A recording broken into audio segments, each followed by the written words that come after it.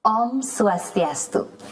Saudara, tentunya Bali sebagai sebuah destinasi wisata yang terkenal di dunia memiliki pertumbuhan ekonomi yang cukup pesat. Dan di balik perkembangan ekonomi maupun pariwisata yang begitu pesatnya, terdapat angkatan kerja yang juga menjadi salah satu sektor ataupun salah satu hal yang mendukung pertumbuhan perekonomian yang pesat tersebut. Nah, ada beberapa tantangan juga yang terkait tentang ketenaga kerjaan dan juga angkatan kerja di Bali, di mana sebagai penggerak roda ekonomi daerah, tantangan-tantangan yang dihadapi oleh angkatan tenaga kerja kita yang ada di Bali tentunya masih seperti ketidakpastian kerja terkait juga dengan upah yang belum merata, jam kerja berlebih maupun juga minimnya perlindungan sosial hingga dampak dari krisis ekonomi dan global yang saat ini juga sedang dirasakan. Nah, seperti apa tentunya perlindungan dan juga kesejahteraan terhadap pekerja di Bali? Kita akan bahas lebih lanjut lagi tentunya dalam dialog wacana publik kali ini bersama saya Dian Ariswari. Namun sebelum saya memperkenalkan siapa yang telah hadir di studio TVRI Bali kali ini, kita akan menyaksikan terlebih dahulu sebuah tayangan terkait ketenaga kerjaan di Bali. Di tengah dinamika pembangunan dan kebutuhan akan tenaga kerja yang kompeten serta sumber daya energi yang berkelanjutan, Dinas Ketenagakerjaan dan Energi Sumber Daya Mineral Provinsi Bali hadir sebagai garda terdepan dalam menjalankan urusan pemerintahan di bidang ketenagakerjaan, energi, sumber daya mineral, dan transmigrasi yang menjadi kewenangan pemerintah Provinsi Bali. Berlokasi di Jalan Raya Puputan Renon, Kota Denpasar, kami terdiri dari 1 sekretariat dan 4 bidang, serta 2 unit pelaksana teknis daerah yang saling bersinergi dalam memberikan pelayanan publik yang profesional dan berkelanjutan.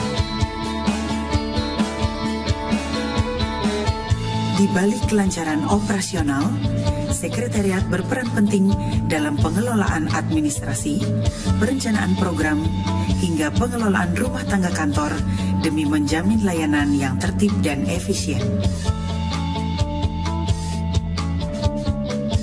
Bidang pelatihan dan produktivitas menyelenggarakan pelatihan tenaga kerja, membina lembaga pelatihan kerja, dan memfasilitasi sertifikasi kompetensi,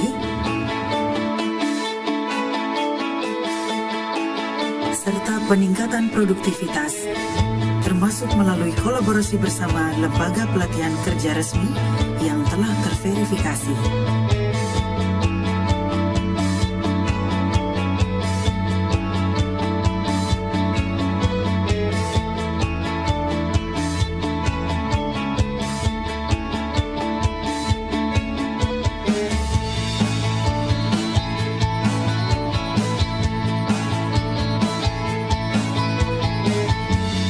Bidang energi dan sumber daya mineral bertanggung jawab atas perizinan pertambangan, pengelolaan air tanah, serta pengembangan energi mandiri dan energi baru terbarukan seperti sosialisasi penggunaan motor listrik dan pemanfaatan energi ramah lingkungan lainnya. Bidang bina hubungan industrial dan pengawasan ketenagakerjaan, menjaga hak dan kewajiban pekerja serta pengusaha, menegakkan regulasi ketenagakerjaan, dan mendorong terciptanya hubungan industrial yang adil dan seimbang. Sementara itu, bidang perluasan kesempatan kerja dan transmigrasi, membuka lebih banyak akses pekerjaan melalui job fair,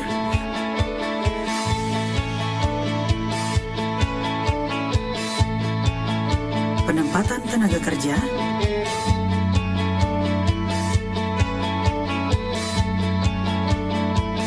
dan pengembangan program transmigrasi yang inklusif dan berkelanjutan.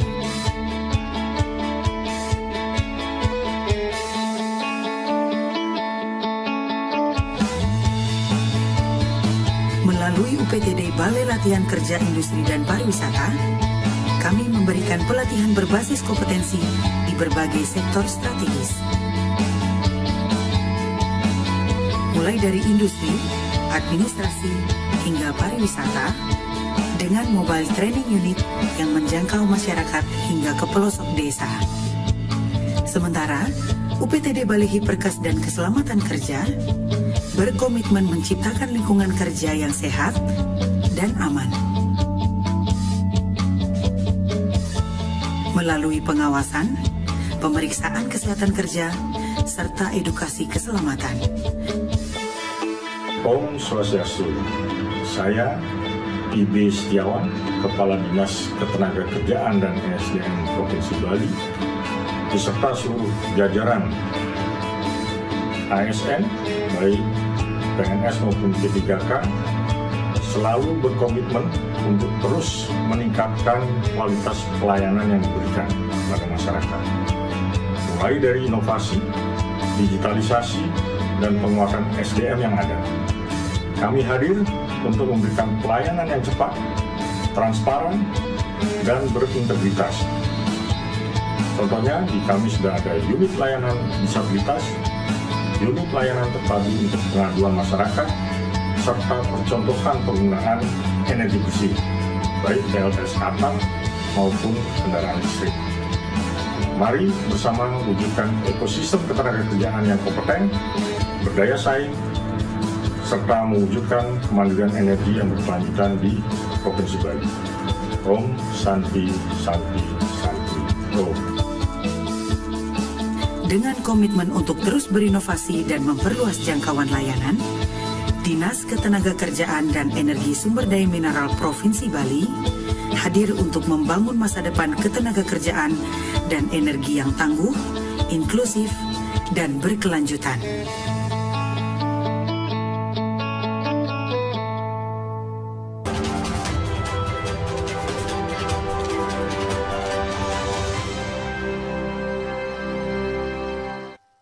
Ya, saudara, tentunya salah satu program prioritas pembangunan dari pemerintah Provinsi Bali, bahkan menjadi prioritas yang kedua, itu adalah di bidang ketenagakerjaan. Nah, di mana misinya adalah untuk menghasilkan tenaga kerja serta wirausaha yang tangguh, kompeten, produktif, berkualitas, dan juga berdaya saing tinggi. Namun tidak hanya itu, tentunya pemerintah Provinsi Bali juga ingin meningkatkan bagaimana jaminan sosial dan kesejahteraan dari ketenagakerjaan, khususnya adalah para krama Bali. Namun seperti apa sebetulnya arah kebijakan ketenagakerjaan Provinsi Bali? Kita akan membahas lebih lanjut dalam dialog wacana publik kali ini terkait perlindungan dan juga kesejahteraan pekerja di Bali bersama dengan Kepala Dinas Ketenagakerjaan dan ESDM Provinsi Bali yang telah hadir di studio TVRI. Kita langsung saja menyapa Bapak Insinyur Ide Bagus Setiawan STMSI. Swastiastu, selamat sore Pak Setiawan. Ya, Swastiastu, selamat sore. Selamat datang di TVRI Bali. Tadi kita sudah sama-sama menyaksikan tentunya tayangan di mana tanggung jawab, ruang lingkup tanggung jawab dari Bapak Setiawan ini selaku Kepala Dinas Ketenagakerjaan dan ESDM Provinsi Bali sebetulnya cukup beragam dan juga cukup luas ya Pak ya. Tapi hari ini karena kita akan membahas mengenai khusus ketenagakerjaan dan tadi juga melalui tayangan kita juga sudah mengetahui bahwa sebetulnya angkatan kerja kita di sini peranannya sangatlah krusial atau sangatlah penting di dalam mendukung pertumbuhan ekonomi yang begitu pesat, mendukung industri serta pariwisata yang ada di Bali juga yang tumbuh seperti ini. Nah, kalau Pak Setiawan sendiri bagaimana melihat kondisi dari ketenagakerjaan kita saat ini di Bali sebetulnya, Pak? Baik, saya panggil Dian ya. Selamat sore pemirsa juga.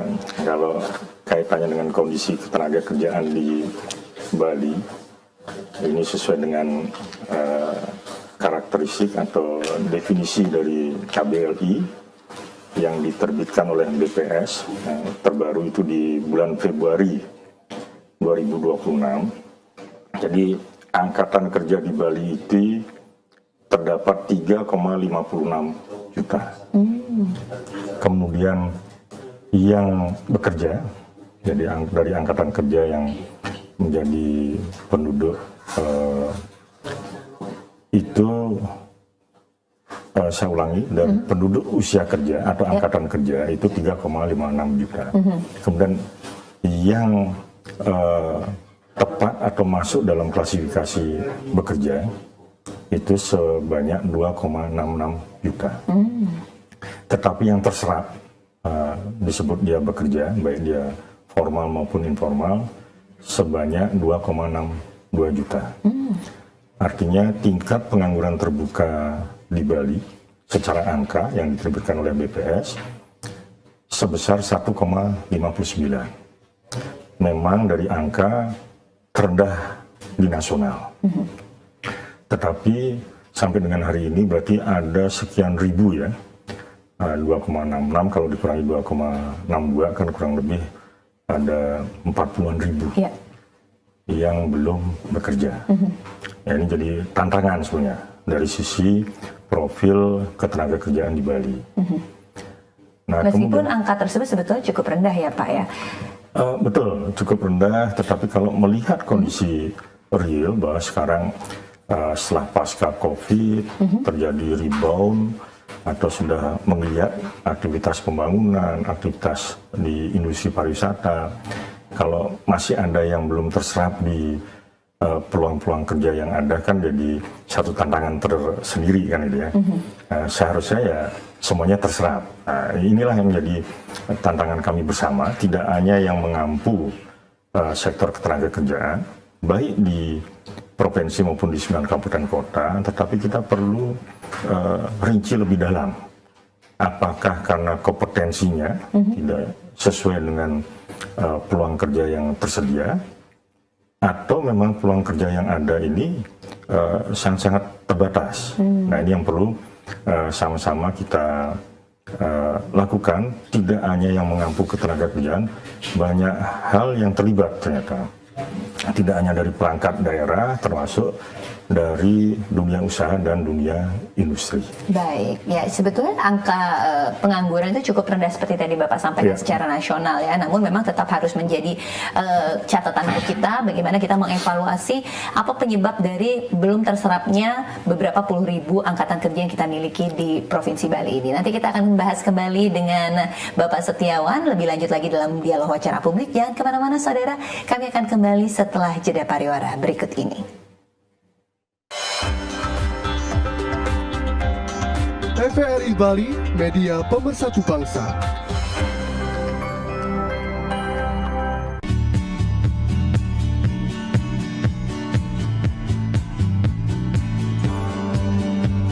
Deteksi kanker payudara bisa dilakukan dengan sadari, yaitu pemeriksaan payudara sendiri. Untuk memeriksa adanya benjolan dilakukan setiap bulan beberapa hari setelah periode menstruasi dimulai pada usia 20 tahun. Selanjutnya, pemeriksaan juga dapat berupa ultrasonografi payudara dan mamografi. Agar terhindar dari kanker payudara, pastikan Anda memiliki pola makan dan pola hidup yang sehat. Konsumsi buah, sayur, kacang, dan biji-bijian sangat baik untuk kurangi risiko kanker payudara. Selain itu, hindari konsumsi alkohol, merokok, stres, dan jangan lupa juga berolahraga secara teratur.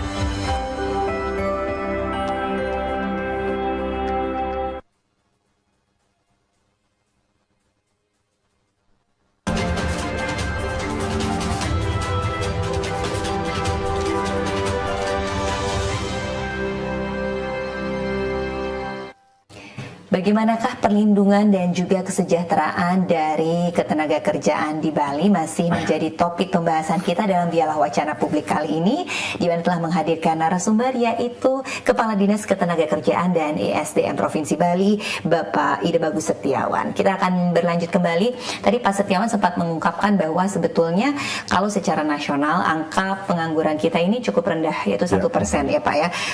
Memang kalau 1,59%, tapi kalau kita lihat secara jumlah 40 ribuan itu cukup tinggi. Namun kalau secara definisi saya juga lihat bahwa yang termasuk di sini untuk angkatan kerja dikelompokkan adalah usia produktif kerja itu sudah 15 tahun plus ya kan Pak, sampai dengan 65 tahun. Ini kan rentang usianya cukup besar dan usia produktif bekerja. Nah, padahal kita juga lihat bahwa banyak juga yang tidak bekerja di usia mungkin 15 ke 18 atau mungkin yang usia-usia di mana masih banyak yang menempuh pendidikan seperti itu. Itu kira-kira berkontribusi juga nggak Pak menambah ke angka pengangguran? Baik, yang disebut menganggur kan tidak ada aktivitas. Tadi disampaikan Dian, sebenarnya diklasifikasi bahwa yang disebut angkatan kerja atau yang potensi bisa bekerja di 15 plus sampai 65. Tetapi urusan bekerja itu ada ratifikasi dari ILO kan. Tentunya kalau di negara kita minimal sudah punya KTP. Karena apa? Nanti akan terkait nanti dengan perlindungan. Perlindungan anak juga ya kan. Betul. Nah sehingga kalau yang dia sedang bersekolah, adik-adik kita yang sedang bersekolah yang tidak masuk dalam kategori pengangguran. Oh, baik. Artinya di luar itu. Nah saya mungkin sebelum masuk lebih dalam lagi bahwa di visi pembangunan pemerintah Provinsi Bali dengan visi Nangun Sarketilo ke Bali melalui pola pembangunan semesta berencana dalam Bali era baru, tadi sudah disebutkan bahwa ada 6 bidang prioritas. Salah satunya di bidang kedua adalah pendidikan, kesehatan, jaminan sosial, dan ketenagakerjaan. Nah, kemudian kami ditugaskan mengampu di sektor ketenagakerjaan. Nah, ini tadi di segmen pertama kita sampaikan peta atau profil ketenagakerjaan Bali. Kemudian unsur mana, sektor mana saja yang terbesar. Jadi hampir 52% itu didominasi 3 sektor lapangan kerja. Satu itu pertanian. Pertanian itu hampir 19%, tepatnya 18,99%. Masih didominasi sektor pertanian. Kemudian ya? perdagangan besar dan eceran, itu 18,64%. Kemudian industri, itu 13,67%. Nah, sektor lainnya kalau di total itu 48,70%. Termasuk di dalamnya sebenarnya industri pariwisata. Nah, dalam klasifikasi KBLI itu masuk di penyediaan akomodasi dan makan minum. Nah, artinya banyak komponen besarnya ternyata di 3 sektor utama ini. Yang irisannya kalau kita rinci lagi ada yang namanya pekerja di sektor formal dan di sektor informal. Ini komposisinya hampir 50-50. Oh, hampir seimbang berarti di Bali ya, pekerja formal dan informal. Ya, artinya jadi satu hal ini ya, hal kritikal juga.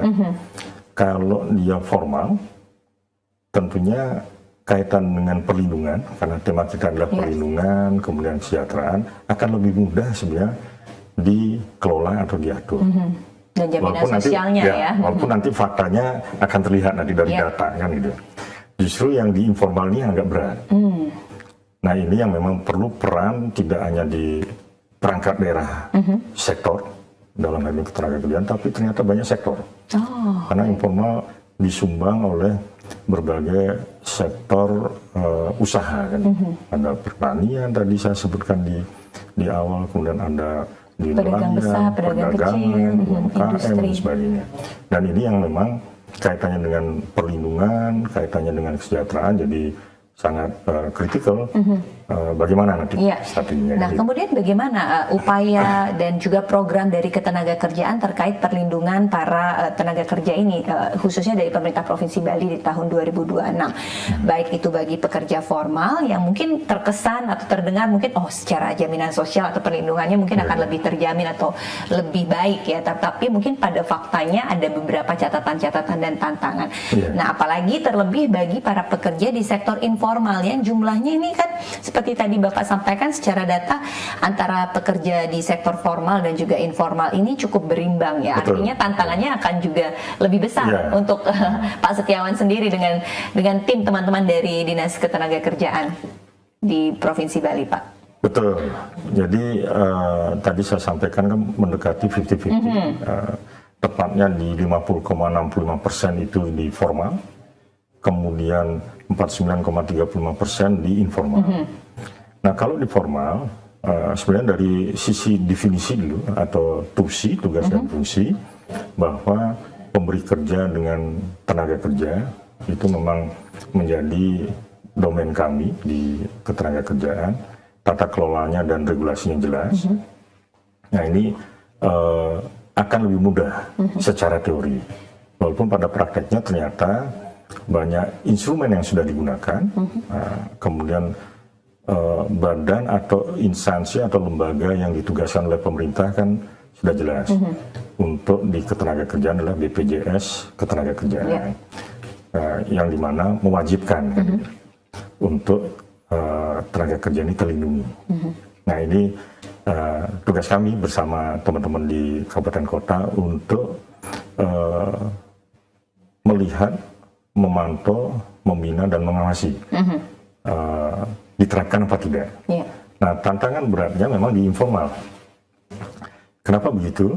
Informal ini kan ada yang bekerja paruh waktu, ada yang bekerja mungkin kurang dari 35 jam per minggu, kemudian bisa saja berpindah, artinya sektor pekerjaannya atau berpindah tempat dan sebagainya. Ini yang agak kesulitan atau tantangan bagi pemerintah untuk bisa memantau, memonitor, terutama teman-teman di kabupaten kota.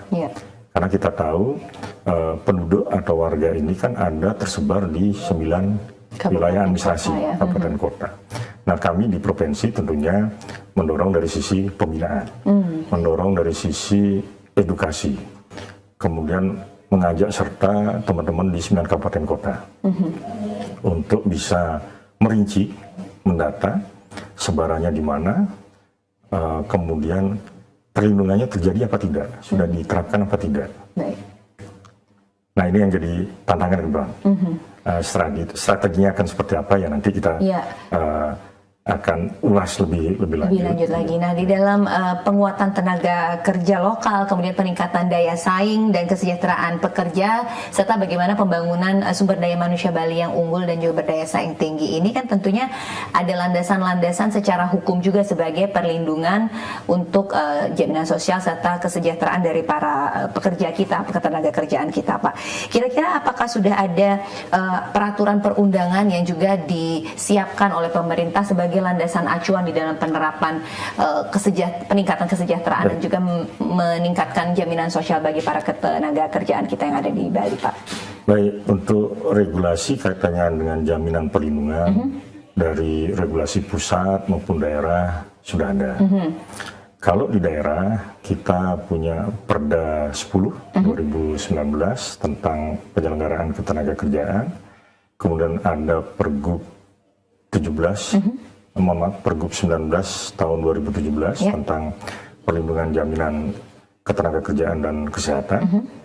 Kemudian yang terbaru itu ada Pergub 12 tahun 2021 perlindungan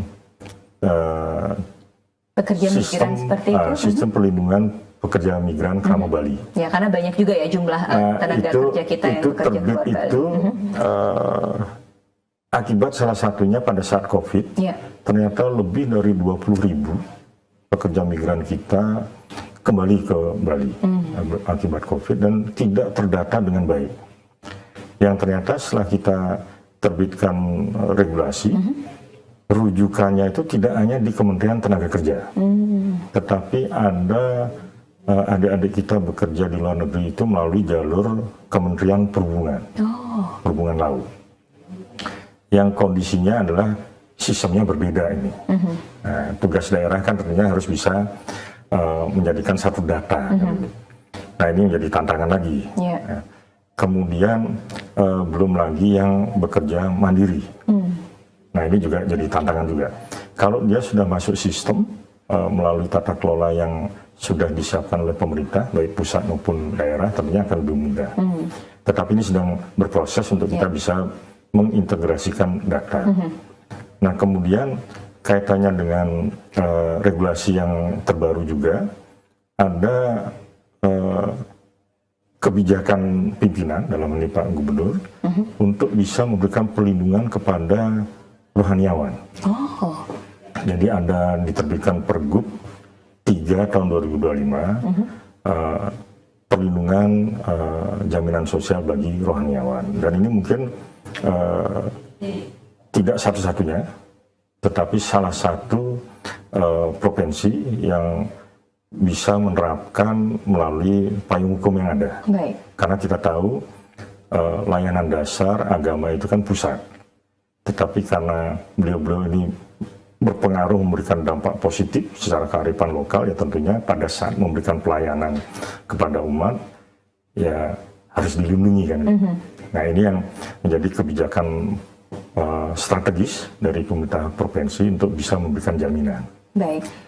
Ini menunjukkan konsistensi dan juga komitmen memang dari pemerintah Provinsi Bali ya di dalam memberikan jaminan sosial serta perlindungan kesejahteraan dari para tenaga kerja yang ada di Bali. Bahkan tidak hanya sektor formal maupun sektor informal seperti misalnya rohaniawan itu pun juga menjadi perhatian dari pemerintah provinsi dengan menerbitkan regulasi ya Pak ya. Betul. Tapi dari sekian banyak tentunya ada jenis angkatan kerja kita, tenaga kerja kita baik sektor formal maupun informal. Tentunya ada banyak program juga yang ingin dilaksanakan dan ingin segera direalisasikan. Dari sekian banyak itu yang menjadi program prioritas saat ini yang ingin dikembangkan dan menjadi fokus dari Dinas Ketenagakerjaan dan ESDM Provinsi Bali itu bagian mana Pak? Baik, kalau dilihat dari coverage atau berapa banyak yang sudah terjamin itu kan Bali tidak termasuk yang terendah, tetapi belum yang tertinggi. Jadi, kita akan mencapai ke sana sebenarnya, karena perlu banyak pihak yang terlibat. Di sektor formal, dari tadi saya sampaikan ada 50% lebih dikit gitu, yang bekerja di formal, itu kurang lebih di 40% itu sudah tercover. Tetapi kan jadi pertanyaan, sisanya kenapa belum tercover kan gitu. Nah ini yang perlu didorong. Kemudian yang di informal memang lebih rendah dari yang formal, sekitar 30-an%. Dan ini menjadi tantangan ke depannya. Nah di informal masuk dalam kategori, di dalamnya definisinya adalah pekerja rentan. Nah ini yang tadi saya sampaikan di awal, bahwa bekerjanya ini kan tidak ada yang memberi kerja. Nah ini yang jadi satu hal ini, karena dia akan didorong untuk kemandiri. Nah salah satu program pemerintah, baik diinisiasi oleh provinsi, kemudian diikuti oleh kabupaten kota, karena yang punya warga kan di kabupaten kota, untuk bisa melindungi pekerja rentan melalui tentunya anggaran masing-masing di pemerintah. Nah, karena apa? Yang diprioritaskan tentunya adalah kalau sekarang kan dengan klasifikasi DTSEN, data tunggal untuk ekonomi ya, kalau dulu DTKS. Jadi prioritasnya adalah di DTSEN di bawah desil 5. Baik. Nah, saya juga ingin mengetahui tentang bagaimana program kerja terkait tentang upah minimum, penerapan upah minimum masing-masing daerah ya seperti itu. Kemudian juga ada pengembangan program-program seperti apa sih yang dilaksanakan oleh Dinas Ketenagakerjaan dan ESDM Provinsi Bali. Tapi ditahan dulu Pak Setiawan. Kita akan membahasnya lebih lanjut lagi setelah jeda pariwara berikut ini. Jangan kemana-mana, tetaplah bersama kami.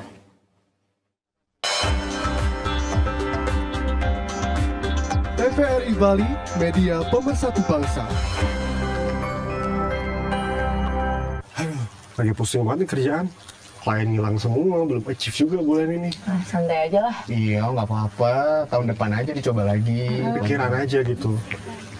Ya, thank you. Siap. Thank you. Thank you, Kak. Siap, Kak. Enaknya tempatnya seger gitu. Kok kamu tumben sih ngajak kita ke sini? Ya, aku sih lagi pengen ngobrol aja, cerita-cerita. Sebenarnya aku tuh lagi ada masalah. Masalah kerjaan? Aku juga pernah sih kayak gitu. Tapi untungnya ya sekarang udah enggak sih. Kan kamu beda.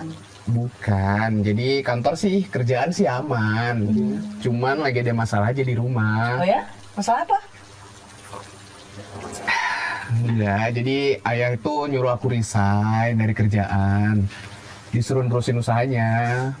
Soalnya ayah itu udah... Mendingan lanjutin usaha keluarga nggak sih? Iya sih. Iya kan, uangnya udah pasti banyak.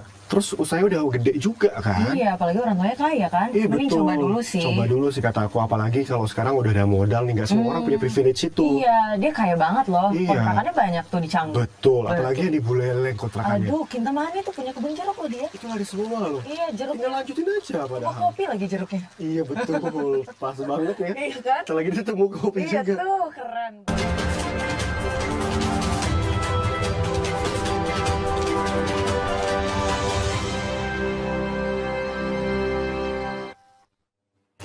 Ya, tentunya di dalam memperhatikan bagaimana jaminan sosial dan perlindungan terhadap ketenagakerjaan di Bali juga terdapat upaya untuk meningkatkan kualitas dari sumber daya manusia kita atau angkatan kerja yang kita miliki. Seperti misalnya mungkin apakah ada sertifikasi, kemudian juga apakah ada juga pengaturan terkait upah minimum regional di Bali, Pak. Program-program seperti itu yang terkait dengan perlindungan terhadap angkatan kerja kita seperti apa, Pak?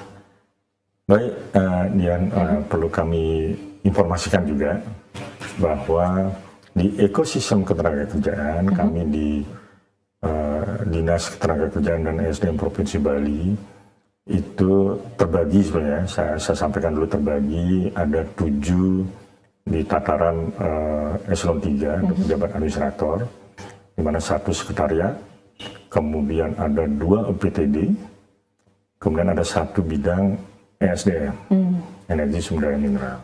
Nah kemudian sisanya yang 3 itu adalah bidang latas, itu kaitannya dengan pelatihan dan produktivitas. Kemudian ada bidang penta, kaitannya dengan perluasan dan kesempatan kerja. Kemudian yang terakhir adalah bidang HI dan Wasnaker, kaitannya dengan penerapan sebenarnya untuk membina, menerapkan, menjaga norma ketenagakerjaan dan tentunya adalah perlindungan terhadap tenaga kerja. Yang di dalamnya juga kami siapkan ada unit layanan pengaduan untuk bagi masyarakat pekerja bisa mengadu langsung, bisa melalui spam lapor, bisa melalui web. Bahkan di pusat sendiri ada dari lapor Mas Wapres maupun lapor Kemenaker. Ditambah juga sebetulnya masyarakat pekerja atau rekan-rekan pekerja sebenarnya bisa menyampaikan ke dinas yang mengampu ketenagakerjaan di 9 kabupaten kota. Jadi deteksi dininya kan bisa terfilter di kabupaten kota. Nah kemudian di ekosistem itu ada 3 yang sangat penting. Di hulu, kami sebut begitu, ada penyiapan tenaga kerja dengan pelatihan, itu adalah di bidang latas dan BLK. Tentunya adalah memberikan fasilitasi bagi calon-calon angkatan kerja, kalau dia mendapatkan formal gitu ya, di pendidikan atau pelatihan vokasi, kalau dapat ya itu bagian dari jalur vokasi. Nah, tugas pemerintah adalah yang tidak terserap atau tidak terfasilitasi di lembaga-lembaga di non-pemerintah, ya tugas kami sebenarnya, baik di provinsi maupun 9 kabupaten kota. Kami informasikan ke masyarakat bahwa di Bali ada 7 BLK, 1 di provinsi, terpusat di provinsi, kemudian 6 ini tersebar di Jemberane, Tabanan, Buleleng, Bangli, Karangasem dan Gianyar. Jadi hanya Kelungkung, Denpasar dan Badung yang tidak ada, sehingga terpusat di kami di provinsi. Nah, tujuannya adalah BLK inilah memberikan fasilitasi ke masyarakat untuk mendapatkan tambahan peningkatan skilling atau kompetensi yang tentunya harusnya diarahkan dengan peluang-peluang kerja yang tersedia. Nah, ini tugas pemerintah kan di sana. Kemudian di penta, jadi perluasan dan penempatan tenaga kerja tentunya jadi sangat penting nantinya untuk memotret atau menginventarisir peluang-peluang kerja baik di dalam, maksudnya di Bali, kemudian di dalam negeri maupun di luar negeri ya, sebagai pekerja migran kita. Nah, kenapa Pak? Saya lihat ini ada banyak juga program perlindungan dari pemerintah Provinsi Bali terhadap ketenagakerjaan kita. Kenapa ini masih menjadi isu penting terhadap perlindungan pekerja? Apakah karena jumlah angkatan kerja kita di sektor informal yang juga cukup berimbang dengan sektor formal? Iya, betul. Tadi saya juga sedikit belum menjelaskan yang di HI sama Wasnaker kan ya, bahwa ada peran pemerintah kan untuk menetapkan UMP maupun UMK. Dan itu sebenarnya adalah sebagai jaminan kepastian untuk pekerja, saudara-saudara kita yang bekerja, belum 1 tahun Jadi sudah ada jaminan minimal akan dapat situ. Walaupun di publik bahwa sudah diterbitkan oleh BPS juga bahwa ternyata biaya hidup layak di Bali cukup tinggi. Kan, gitu. Dan ternyata UMP maupun UMK kan belum sampai ke sana. Walaupun kalau kita hitung mungkin dengan di industri pariwisata ada yang namanya bonus, ada yang namanya tips dan sebagainya, mungkin bisa mendekati itu, tetapi tidak seragam, tidak semua, mungkin baru terpusat di Badung. Tapi dari data yang masuk di kami, ternyata masih banyak tidak diterapkan. Ini berdasarkan pengaduan. Nah ini artinya kalau di Bali belum bisa diterapkan, kan ini kan jadi pencermatan kami di pemerintah, baik di provinsi maupun kabupaten kota. Itu yang masuk dalam kategori atau klasifikasi pekerja formal. Bagaimana yang informal kan gitu. Nah, jadi ada tantangan lagi di informal kan gitu. Nah sehingga regulasi yang sudah ada jadi sangat penting. Bagaimana kita bisa menginventarisir. Bagi kami kebetulan di provinsi kan mau tidak mau menunggu bola. Dalam artian kalau ada pengaduan, ya tentunya akan segera bisa kita respon cepat. Ya. Dan sangat penting sebetulnya rekan-rekan kami di 9 kabupaten kota yang dimana badan usaha atau aktivitas ekonomi itu terjadi bisa memitigasi secara dini. Nah, nantinya bisa sinergi kolaborasi dengan kami di provinsi. Jadi akan lebih cepat bahwa tujuan pemerintah dengan adanya menetapkan jaminan terhadap upah itu bisa diterapkan.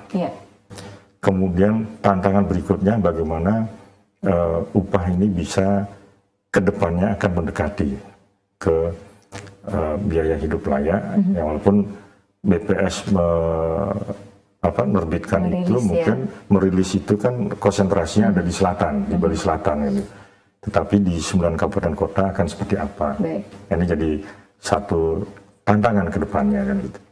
Kemudian ada juga jaminan sosial yang harus kita perhatikan untuk para angkatan kerja kita, Pak, yang terkait juga bagaimana perlindungan terhadap risiko kerja seperti itu. Kemudian dari segi keanggotaan atau kepesertaan jaminan sosial ketenagakerjaan di Provinsi Bali ini, apakah sudah cukup baik, Pak, angkanya, baik itu yang formal maupun yang angkatan kerja di informal? Memang kalau yang formal lebih baik dari informal kan. Tadi saya sampaikan dari sisi persentase kan. Tetapi tantangannya kan harusnya semua terjadi gitu, terimplementasi, terjamin kan. Satu, setelah terjamin tentunya penerapannya sesuai nggak, benar-benar terlindungi nggak kan gitu. Artinya kebijakan pemerintah dengan menerbitkan dari kebijakan pusat maupun di daerah tentunya kan menginginkan masyarakat pekerja ini terjamin. Sehingga dengan terjamin berarti produktivitas dalam bekerja. Produktivitas artinya nanti badan usaha, baik yang formal maupun informal, dia bergulir, berkelanjutan.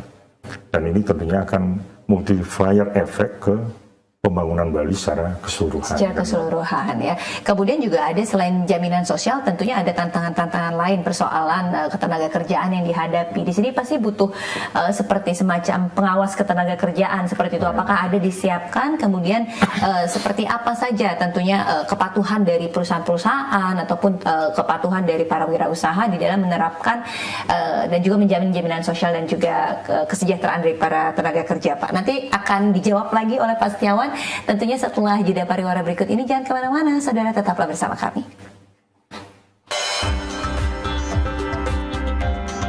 TVRI Bali, media pemersatu bangsa.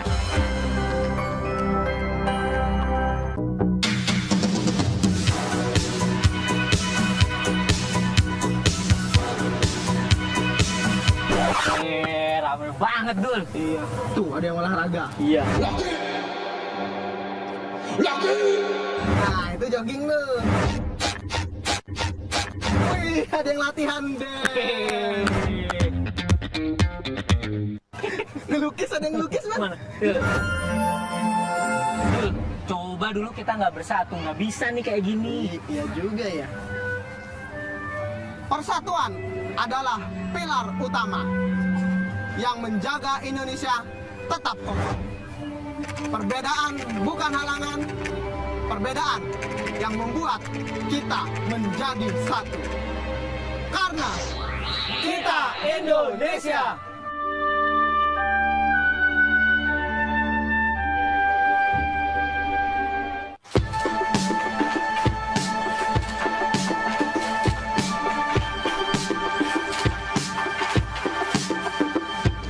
Kami memulai aktivitas mengambil usaha di dunia wirausaha sejak tahun 1980. Bermula dari tenun 4, alat tenun ATBM, alat tenun bukan mesin. Memperdayakan khususnya ibu-ibu yang memang pekerjaannya sudah memiliki keterampilan seni tenun. Kami juga memperhatikan 40-50 orang kesejahteraan mereka. Motif desain, motif ada motif tradisional, kontemporer yang bernuansa fauna dan flora. Tantangan yang dihadapi, usia mereka sudah makin menua. Mereka punya kepentingan untuk pelayanan keluarga, punya anak, cucu. Tanamkan rasa percaya diri. Ketekunan di dalamnya, kesabaran juga, yakin akan mewarisi suatu nilai sukses dan mulia. Kami tidak hanya menenun kain, tapi menenun harapan untuk masyarakat sekitarnya.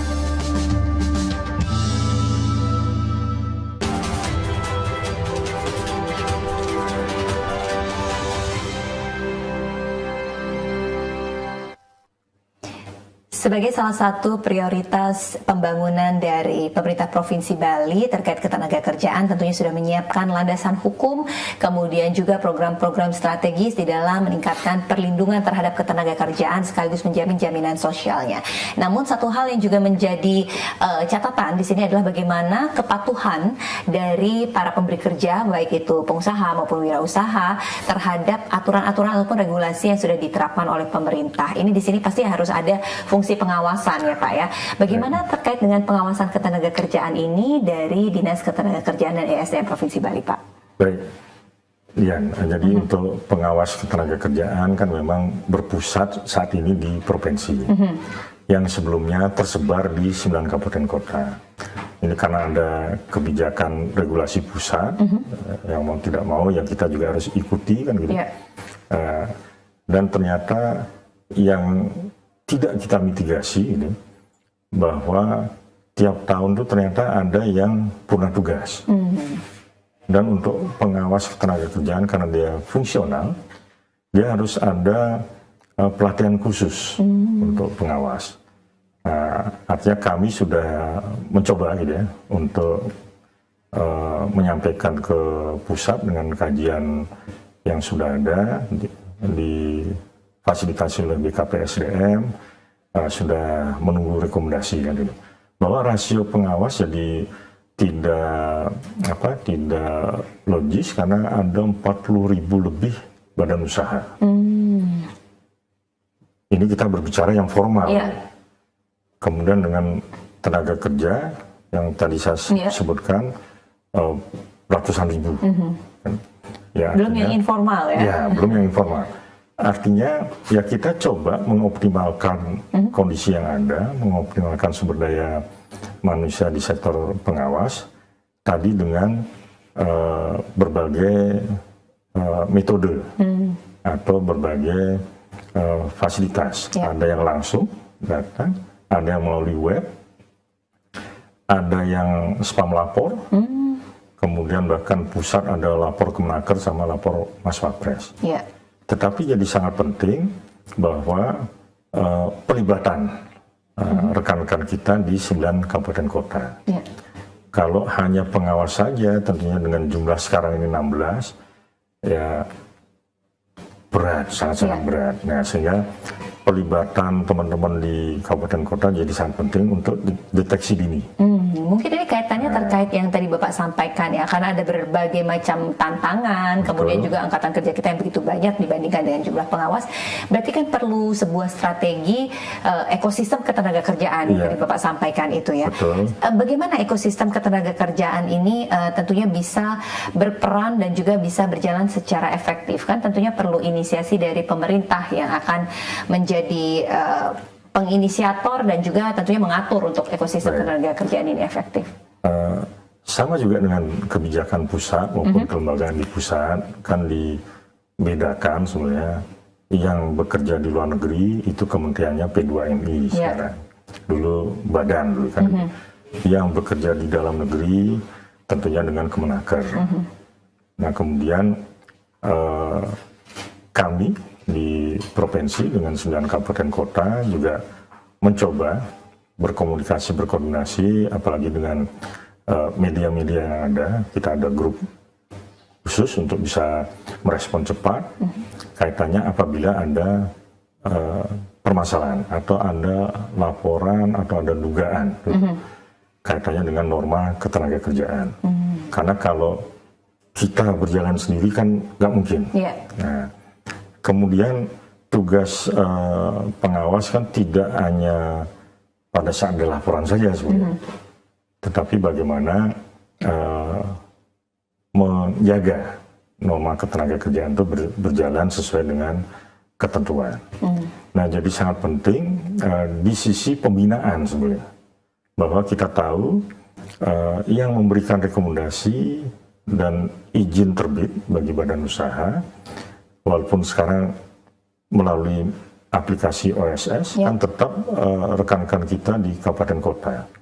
Jadi sangat penting preventif itu di pembinaan.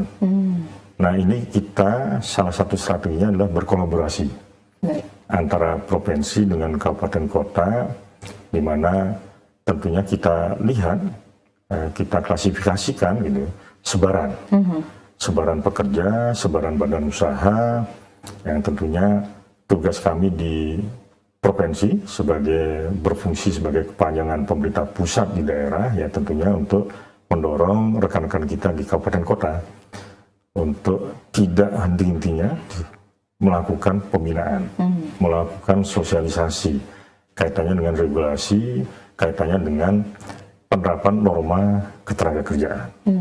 Ya, karena seperti semua sesuai dengan namanya sebuah ekosistem ketenagakerjaan berarti kan tidak bisa sendiri ya Pak ya. Ini diperlukan sinergi dan juga kolaborasi dari berbagai pihak untuk kita bisa membangun sebuah sinergi di dalam sebuah ekosistem ketenagakerjaan, dan tentunya ini juga tidak mudah ya implementasinya ya Pak ya. Ada koordinasi antara daerah dan juga pusat.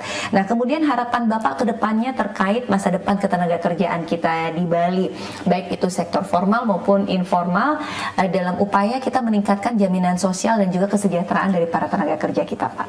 Baik, tentunya harapan kami di pemerintah dengan segala kewenangan yang dimiliki, tentunya bisa memberikan fasilitasi sebenarnya ke masyarakat pekerja.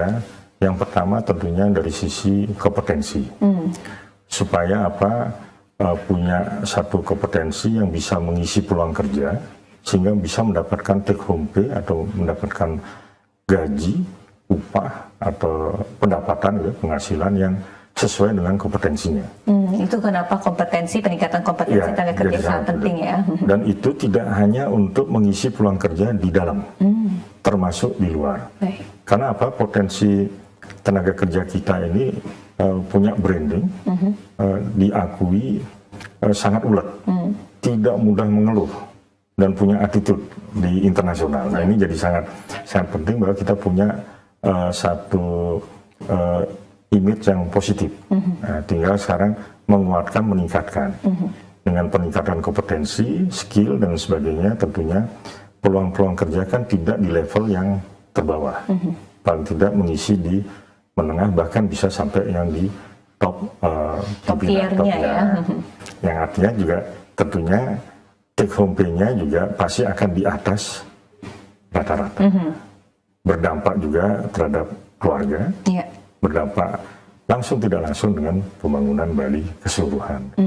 Kemudian bagaimana juga terkait tentang bagaimana link and match antara kebutuhan dari pasar kerja saat ini dengan jumlah angkatan kerja yang kita miliki yang cukup rendah, meskipun rendah angka PPT, penganggurannya, ya betul. PPT-nya 1,59 ya.